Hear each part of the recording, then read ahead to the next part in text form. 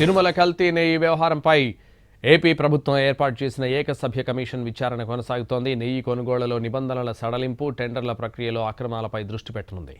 TTD ముఖ్య ఆర్థిక గణాంక సలహాదారు బాలాజీని కమిషన్ విచారించింది. నెయ్యి కొనుగోలు నిబంధనలను ఎందుకు సడలించాల్సి వచ్చిందన్న కోణంలో ప్రశ్నించారు. కొనుగోళ్లు, టెండర్ల ప్రక్రియలో నిబంధనలను తుంగలో తొక్కి ఇతరులకు లబ్ధి చేకూరేలా ఎలా అతిక్రమించారని బాలాజీని ప్రశ్నించింది కమిషన్.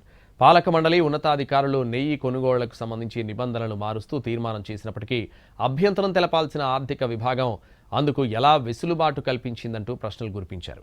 తన ప్రమేయం ఏమీ లేదని, ఉన్నతాధికారుల నుంచి వచ్చిన ఉత్తర్వుల మేరకే ఫైళ్లపై మార్పులు చేశామని బాలాజీ బదులిచ్చినట్లు సమాచారం. ఇవాళ పలువురు ఉద్యోగులను కమిషన్ విచారించనుంది.